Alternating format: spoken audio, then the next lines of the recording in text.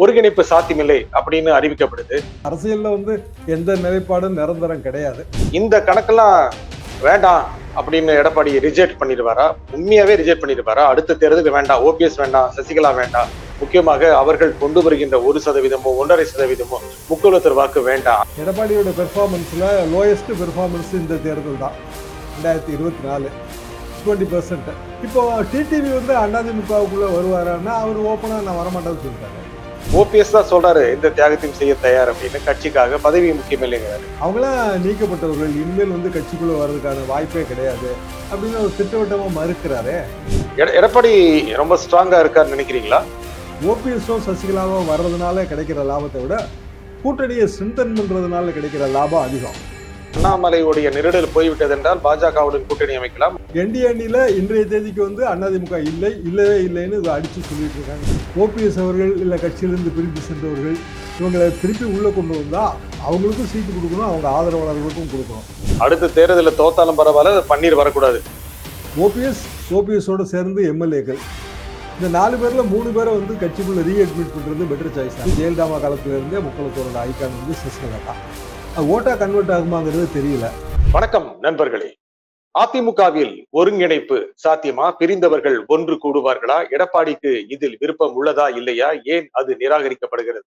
இதை பற்றி பேசுவதற்காக மூத்த பத்திரிகையாளர் திரு தராசு ஷாம் நம்முடன் இணைகிறார். வணக்கம் திரு ஷாம். வணக்கம் நிஜந்தா. அதிமுகல முக்கிய தலைவர்கள் கூட்டம் சேலத்துல நடந்துச்சு. அதுக்கப்புறம் சில மாவட்ட நிர்வாகிகளை கூப்பிட்டு எடப்பாடி பேசினாரு.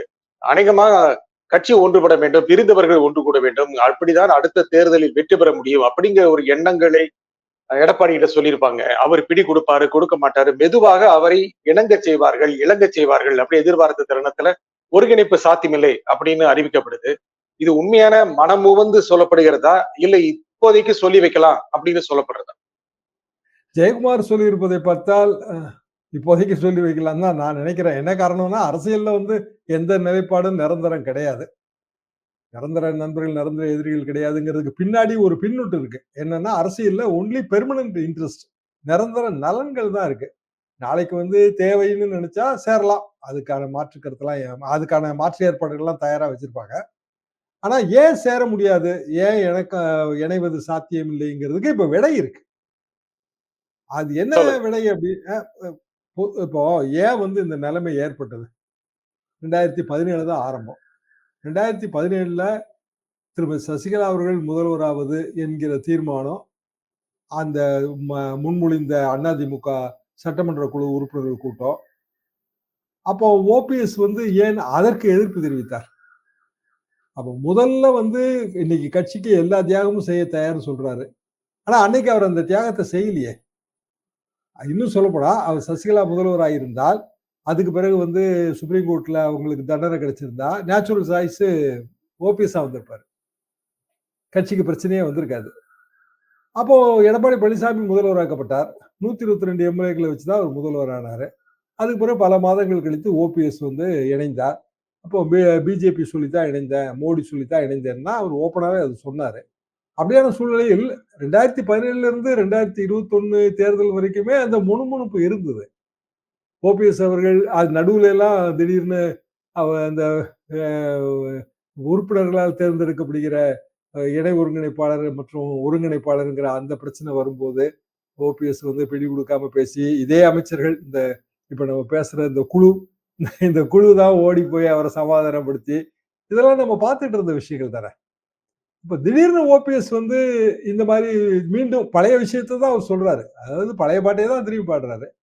அப்ப இயல்பாக அதுக்கு எதிர்ப்பு இருக்கு, கட்சிக்குள்ள எதிர்ப்பு இருக்கு. மேல்மட்ட தலைவர்கள் மத்தியில தொண்டர்கள் ஒருங்கிணைந்த அதிமுகவை விரும்புவார். ஒருங்கிணைந்த அதிமுகவை தொண்டர்கள் விரும்புவார்கள். ஒருங்கிணைந்த அதிமுகவாக இருந்தால் பொதுமக்களில் பெரும்பாலானோர், அது பொதுமக்கள் வாக்களிக்க நினைப்பவர்கள் வாக்களிக்க வாய்ப்பு இருக்கிறது. இந்த கணக்கெல்லாம் வேண்டாம் அப்படின்னு எடப்பாடி ரிஜெக்ட் பண்ணிடுவாரா? உண்மையாவே ரிஜெக்ட் பண்ணிடுவாரா? அடுத்த தேர்தலுக்கு வேண்டாம், ஓபிஎஸ் வேண்டாம், சசிகலா வேண்டாம், முக்கியமாக அவர்கள் கொண்டு வருகின்ற 1% 1.5% முக்குலத்தர் வாக்கு வேண்டாம், அந்த பகுதியில் சரியலாம். ஏற்கனவே மேற்கு மண்டலத்திலையும் அதிகமாக ஒரு ஆதிக்கம் செலுத்துகின்ற ஆதிக்கமோடு இருந்த பகுதிகளிலுமே கோவை அந்த மாதிரி கொங்கு மண்டலத்திலுமே சரிவு ஏற்பட்டிருக்கு. என்ன எடப்பாடி என்ன கணக்குல இருப்பாரு? உண்மையிலேயே அவர் இதுக்கெல்லாம் தயாரா? வேற கணக்குகள் வச்சிருப்பாரா? எடப்பாடியோட பெர்ஃபார்மன்ஸ்ல லோயஸ்ட் பெர்ஃபார்மன்ஸ் இந்த தேர்தல் தான். 2024 20%. 20% பெர்ஃபார்மன்ஸ்ங்கிறது ஆன் அன் ஆவரேஜ் நம்ம எடுத்துக்கிடலாம். நீங்க சொன்ன மாதிரி தென் மாவட்டங்கள்ல வந்து பெரிய சரிவெல்லாம் இருக்கு. அதே நேரத்துல மேற்கு மண்டலம் இதுல எல்லாம் சரியா இருக்கு. ஆனா அடிப்படையில பாமக கூட்டணிக்கு வந்திருந்தா எடப்பாடி பழனிசாமிக்கு மற்றும் பாமகவுக்கு ஒரு சில இடங்கள் கிடைத்திருக்குங்கிறது தான் நிஜம். ஏன்னா அந்த ஓட்டு கணக்கெல்லாம் இப்ப நம்ம கூட்டி கழிச்சு பார்த்தோம்னா அது புரியுது. அதுபோக மக்களவை தேர்தல் வேற, சட்டமன்ற தேர்தல் வேற. 2019 மக்களவை தேர்தல் ஒரே ஒரு தொகுதி தான் ஜெயிச்சது, தேனி. ஆனா 21 சட்டமன்ற தேர்தல்ல ஒரு 70 சட்டமன்ற தொகுதி ஜெயிச்சது. ஓபிஎஸும் அப்போ இருந்தாரு, கூட்டு தலைமையா இருந்தாரு. ஆனா அப்பமும் தென் மாவட்டங்கள்ல வந்து வெற்றிங்கிறது ரொம்ப குறைவா தானே இருந்தது. 2019ல டிடிவி அவர்கள் தென் மாவட்டங்கள்ல தனியாக வேட்பாளரை நிறுத்தும் போது சில இடங்கள்ல அவங்க ஆவரேஜா வந்து 16% ஓட்டு வாங்கியிருந்தாங்க. குறிப்பா சிவகங்கை இங்க எல்லாம். அப்போ தென் மாவட்டங்கள்ல அதிமுக பெறுவதும் தோற்றதற்கு காரணம் வந்து டிடிவி தான். அவருக்கான ஓட்டு வங்கி இருந்துச்சு. அதுக்கு பிறகு கட்சி பதிவு, அப்புறம் வந்து உள்ளாட்சி தேர்தலில் வெற்றி பெறல. 2021 தேர்தல்னு பல கட்டங்களை அவர் தாண்டி வந்துட்டாரு. இப்போ டிடிவி வந்து அதிமுகவுக்குள்ள வருவாரான்னா அவர் ஓப்பனா நான் வரமாட்டேன்னு சொல்லிட்டாரு. கூட்டணி வேணா சாத்தியம், மறுபடியும் இணைவதுங்கிற பேச்சுக்கே இடம் இல்லை. அப்ப 2 பேர் தான் இணைய முடியும். ஒன்னு சசிகலா, இன்னொன்னு ஓ பன்னீர்செல்வம். அதாவது இணைய முடியும் அல்லது இணைக்க முடியும், அப்படி வச்சுக்கலாம். இந்த 2 பேரால நீங்க சொல்ற மாதிரி 1.5%, 1% அந்த ஓட்டு வங்கி மேற்கு மண்டலத்துக்கு யூஸ் கிடையாது. இவங்க ஓட்டு வங்கி மேற்கு மண்டலத்துல வெற்றியெல்லாம் தேடி தர போறது இல்ல, தோல்வியும் தேடி தர போறது இல்ல. தென் மாவட்டங்கள்ல இவங்க சேர்ந்தாப்புல வெற்றி கிடைக்குங்கிறதுக்கு நிச்சயம் இல்லை. ஏன்னா டிடிவி வந்து வரப்போறது இல்லை. அவர் இன்னும் சொல்லப்போனா அவர் என்டிஏ கூட்டணியில இருக்காரு. மோடி அவர்களுக்கு பக்கத்துல எடப்பாடி பழனிசாமி வகித்த இடத்துக்கு கிட்டத்தட்ட அது சமமான அந்தஸ்துல டிடிவி இருக்காரு. இப்போ அவர் அந்த தேசிய அந்தஸ்தை விட்டுட்டு வரமாட்டாரு. அப்ப இவங்களை சேர்த்தாலும் தென் மாவட்டங்கள்ல என்ன பெரிய லாபம் வந்துரும், இதுதான் அவரோட கணக்கு. ஆனா கட்சியில நிர்வாகிகள் அது மாதிரி பேசியிருப்பாங்க, சேலத்துல பேசியிருப்பாங்க. கொஞ்சம் வித்தியாசமாக நம்ம அடுத்த தேர்தலை சந்திக்கணும், நல்ல வேட்பாளர்களை நிறுத்த வேண்டும், கொஞ்சம் பணம் செலவழிக்கணும், இன்னும் மக்கள் பிரச்சனைகள் அதிகம் மக்கள்கிட்ட கொண்டு போகணும். ஓபிஎஸ் தான் சொல்றாரு எந்த தியாகத்தையும் செய்ய தயார் அப்படின்னு, கட்சிக்காக பதவி முக்கியம் இல்லைங்கிறாரு.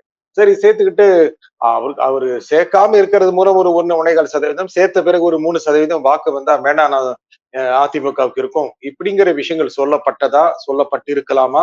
எதனால இல்லைங்கிறத டிக்ளேர் பண்ணணும்? அது மாதிரி ஆமாங்கிறது யாருமே சொல்லல. ஜெயக்குமார் வந்து இல்லவே இல்லைன்னு உறுதியா சொல்றாரு. இன்றைக்கு அவரோட செய்தியாளர் சந்திப்பு வீடியோக்களை எல்லாம் நம்ம பார்க்கும்போது இதெல்லாம் வந்து யாரோ திட்டமிட்டு திரைக்கதை வசனம் டைரக்ஷன்லாம் எழுதி செய்யறாங்க, அப்படியான பேச்சே கிடையாது. அவங்களாம் நீக்கப்பட்டவர்கள், இனிமேல் வந்து கட்சிக்குள்ள வர்றதுக்கான வாய்ப்பே கிடையாது அப்படின்னு ஒரு திட்டவட்டமா மறுக்கிறாரே. அப்போ அப்படி ஒரு 6 பேர் சேர்ந்து பேசுன மாதிரி தெரியல. எடப்பாடி ரொம்ப ஸ்ட்ராங்கா இருக்காருன்னு நினைக்கிறீங்களா?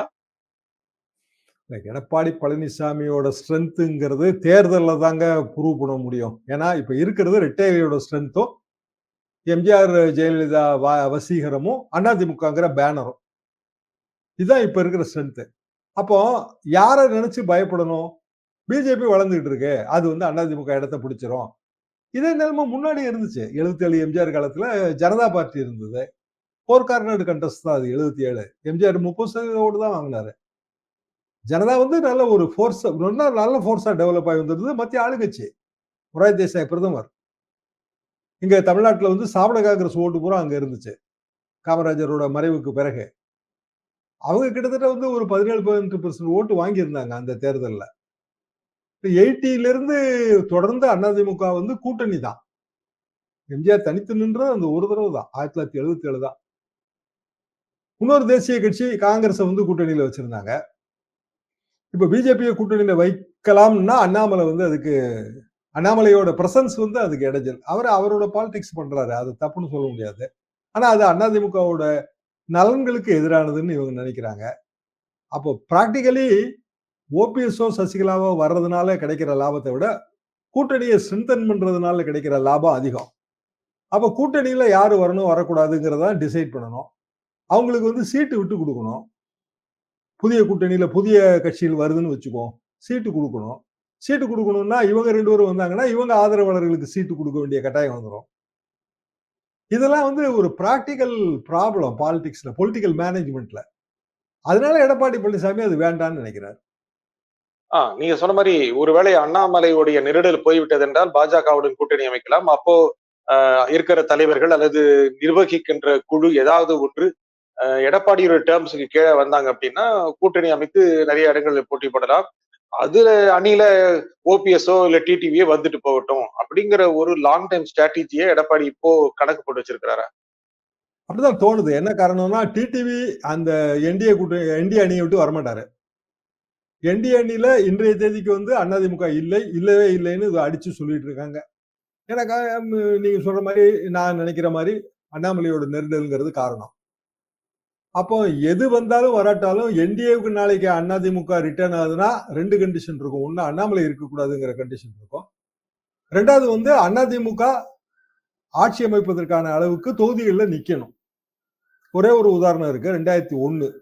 2001 ஒரு மாபெரும் கூட்டணி ஜெயலலிதா அமைக்கும் போது 144 சீட்ல தான் நின்னாங்க. நாங்க கூட நினைச்சோம் 143 நின்னு எப்படி வந்து தனிப்பெரும்பான்மையோட இருக்கும், கூட்டணி ஆட்சி தான், இப்படிதான் தோணுச்சு. ஆனா 130க்கு மேல ஜெயிச்சது. என்ன காரணம்னா அந்த கூட்டணி வலிமை. காங்கிரஸும் அந்த கூட்டணியில இருந்தது. காங்கிரஸ்ல இருந்து பிரிஞ்சு போன தமாகவும் அந்த கூட்டணியில இருந்துச்சு ஒரே நேரத்துல. இப்படியான ஒரு எதிரும் புதிருமான கூட்டணியை அமைப்பதுங்கிறது அரசியல் களத்துல சாத்தியம். ஆனா சசிகலா அவர்கள், ஓபிஎஸ் அவர்கள் இல்ல கட்சியிலிருந்து பிரிந்து சென்றவர்கள் இவங்களை திருப்பி உள்ள கொண்டு வந்தா அவங்களுக்கும் சீட்டு கொடுக்கணும், அவங்க ஆதரவாளர்களுக்கும் கொடுக்கணும். இப்ப அதிலே வந்து 30-40 சீட்டு போயிடும். அப்படி போனா எடப்பாடி பழனிசாமியின் முதலமைச்சர், அடுத்த முதலமைச்சர் 2026 முதலமைச்சருங்கிறது அவர் எப்படி நிறைவேற்றுவாரு? அந்த கனவை அடையவே முடியாத. அதனால அவருக்கு வேற வழி இல்லைன்னு நான் நினைக்கிறேன். இது எப்ப சாத்தியமா இருக்கும்னா இந்த ஒருங்கிணைப்பெல்லாம் 2026 சட்டமன்ற தேர்தல் முடிவுகளுக்கு பிறகு வேணா சாத்தியமா இருக்கும். இல்ல அதுல தோத்துட்டாங்கன்னா முழுக்க மரியாதை போயிரும் அல்லவா, மதிப்பு போயிரும் அல்லவா? 10 வருஷம் அதிமுக ஆட்சியில் இருந்தது. திமுக வந்து தொடர் தோல்வி தானே. 11, 16 நடுவுல 2014 ஜெயலலிதாவுக்கு தண்டனை, பதவி இழப்பு, இவ்வளவும் தாண்டி ஜெயிக்க தானே செஞ்சாங்க. அந்த இடத்துல வந்து கட்சியோட பலம், அந்த சின்னத்தோட மகிமை, அப்புறம் கூட்டணி பலம் எல்லாம் சேர்ந்து வந்துரும். இத்தனைக்கும் ஆனா 2016 தனித்து போட்டியிட்டதுதான். சட்டமன்ற தேர்தலில் அதிமுக தனித்து போட்டியிட்டது. 2014 மக்களவைத் தேர்தலில் தனித்து போட்டியிட்டது. அந்த ரிஸ்க எடப்பாடி எடுக்க மாட்டார்ல.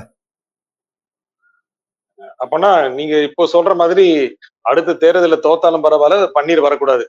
இதே எடப்பாடி கணக்கு. என்ன காரணம்னாங்க, இவங்க போயிட்டாங்க. ஏதோ ஒரு காரணத்தினால போயிட்டாங்க.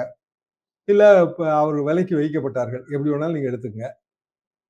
ஆனா அவங்க திருப்பி உள்ள வரும்போது இயல்பாக அவர்களை சுற்றி இருப்பவர்களும் சேர்ந்தானே வர முடியும்.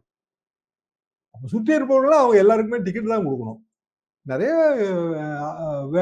விரும்பிகள் இருப்பாங்க, டிக்கெட் விரும்பிகள். அதை விட பெட்டர் சாய்ஸ் எதுவா இருக்குன்னா ஓபிஎஸோட சேர்ந்து எம்எல்ஏக்கள். இந்த 4 பேர்ல 3 பேரை வந்து கட்சிக்குள்ள ரீஅட்மிட் பண்றது பெட்டர் சாய்ஸா இருக்கும். ஏன்னா அவங்க ஒருத்தருக்கு மட்டும் டிக்கெட் கொடுத்தா போதும். அது அவங்க அந்தந்த ஏரியாக்கள்ல அவங்க பலத்தோட இருக்கிறாங்க. ஓபிஎஸ்க்கான செல்வாக்கு, தென் மாவட்ட செல்வாக்குங்கிறது எட்டுமே புருவுடு தான். அவர் ராம்நாட்டில் நின்னாரு, ஒரு 3 லட்சம் ஓட்டு வாங்கியிருக்காரு தனி சின்னத்துல. 3 லட்சம் ஓட்டுங்கிற வகையில பார்த்தா அது பெரிய விஷயம் தான். ஆனா பிற இடங்கள்ல என்ன செல்வாக்கு இருக்குன்னா இன்னும் யாருக்கும் தெரியாது. சசிகலா அவர்கள் செல்வாக்கு இருப்பதாக சொல்லப்படுகிறது, நம்பப்படுகிறது.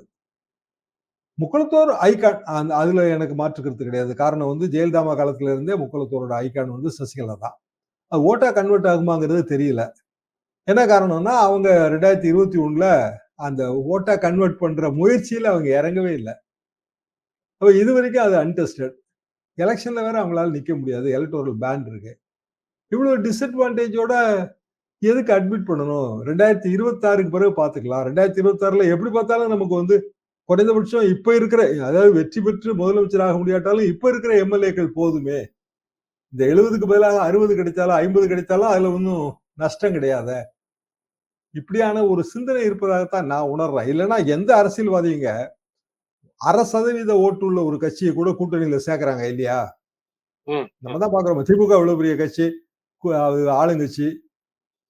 ஒரு ஒரு சின்ன பாக்கெட்ல மட்டும் செல்வாக்கு இருக்கிற கட்சி கூட அங்க வந்து ஒரு எம்பி சீட்டு குடுக்கப்பட்டிருக்கிறது. என்ன காரணம்னா, அந்த 1% கூட விட்டுறக்கூடாது. அது தமிழ்நாடு லெவல்ல 1%. ஆனா 2, 3 தொகுதியில அது வந்து 15% வரும். இப்படியான ஒரு கணக்கு தான். அப்போ 1/2% இருந்தாலும், 1% இருந்தாலும் கட்சிக்குள்ள இருக்கிறது தான் அட்வான்டேஜ். அந்த அட்வான்டேஜ் பெருசா, டிஸ்அட்வான்டேஜ் பெருசான்னு பார்த்தா, டிஸ்அட்வான்டேஜ் பெருசுன்னு எடப்பாடி நினைக்கிறார். தேர்தல் வரைக்கும் இது இழுத்துட்டு போலாம் அப்படின்னு நினைப்பாரா? அப்புறம் பாத்துக்கலாம். கிட்டத்தட்ட ஊரக உள்ளாட்சி தேர்தல் எல்லாம் முடிஞ்ச பிறகு, அப்புறம் எந்த அளவுக்கு படியிறாங்கன்னு பாத்துக்கலாம் அப்படின்னு நினைக்க வாய்ப்பு இருக்கா? ஓபிஎஸ் வந்து சமிக்ஞை காட்டுறது நீங்க சொல்ற மாரியே எல்லா தியாகத்துக்கும் நான் தயார் அப்படின்னா, எனக்கு மட்டும் சீட் குடுத்தா போதும், இல்ல பொசிஷன் குடுத்தா போதும். என் கூட வர்றவங்களுக்கு எதுவும் வேண்டான்னு அவரு சூசகம் காட்டுறத தான் நம்ம புரிஞ்சுக்கிடணும். அப்ப அதுக்கு நல்லெண்ண சமிக்கையாக அவர் வந்து அவர் அதிமுக குறித்து, உரிமை குறித்துலாம் போடப்பட்டிருக்கிற வழக்குகள், அவர் சார்பாக நடந்து கொண்டிருக்கிற வழக்கு எல்லாத்தையுமே அவர் முதல்ல வாபஸ் வாங்கணுமே. இது போக ஒரு விஷயத்த பாருங்களேன். ஓபிஎஸ் வந்து இவ்வளவு சொல்றாருல்ல. அவரோட போன அந்த 3 எம்எல்ஏக்கள் மனோஜ் பாண்டியனோ, இல்ல வைத்தியலிங்கமோ அவங்க ஏன் ஒண்ணுமே சொல்ல மாட்டேன்றாங்க? என்ன காரணம்? இல்ல என்ன காரணம்? அப்போ ஏதோ ஒரு வகையில இன்னொரு பேச்சுவார்த்தை ஓடிட்டு இருக்கு சைடுல. ம், ம். சரி சசிகலா அம்மா சொல்றாங்க. அதிமுக ஒருங்கிணைக்க போகிறேன்னு. அப்ப அவங்களோட காட்சி தர வேண்டியது யாரு? அதே கொள்கையும், நோக்கமும் கொண்ட ஓபிஎஸ் மற்றும் ஓபிஎஸோட அந்த எம்எல்ஏக்கள் தானே. ஏன்னா அவங்க சட்டமன்ற உறுப்பினருங்கும்போது ஒரு பதவி இருக்குல்ல. ம். அவங்க யாருமே வந்து அப்படி சசிகலா அம்மாவோட காட்சி தர்றதே கிடையாது.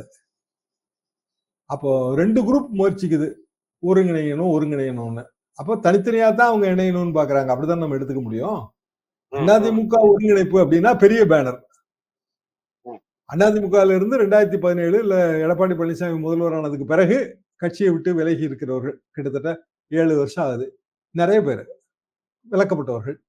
அவங்க எல்லாருமா சேர்ந்த ஒரு பேனர். அதானே பெட்டரா இருக்க முடியும். ஈவன் ம். இப்போ கே.சி. பழனிசாமி, புகழேந்தி இவங்கலாம் இருக்கிற அந்த அமைப்ப பார்த்தாலுமே, அதற்கு அடுத்த கட்டம் அவங்க மூவே பண்ணலையே. ம். கே.சி. பழனிசாமி மட்டும் சொல்லிட்டே இருக்காரு. Pugazhendhi, what about Pugazhendhi?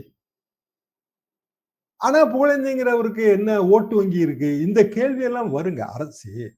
அரசியல்ங்கிறதே அடைய துடித்தல், அடைந்து விடுதல், அடைந்ததை அப்படியே வைத்துக் கொள்ளுதல். நமக்கே வைத்துக் கொள்ளணும். இத தாண்டி அரசியல் எங்க இருக்கு? ஆபீஸே அப்படித்தானங்க. இது எதுக்கு போய் கட்சிக்கு போவானா? ஒரு ம், ஆபீஸ் எப்படி இயங்குது? ம், எந்த ஆபீஸோ ஃபார் தட் மேட்டர். ம், ம். சிறப்பு. சரி. இந்த நிகழ்ச்சியில் உங்கள் கருத்துக்களை கூறியமைக்காக திரு ஷியாம் மிக்க நன்றி. மீண்டும் ஒரு நிகழ்ச்சியில் சந்திப்போம். நன்றி. வணக்கம்.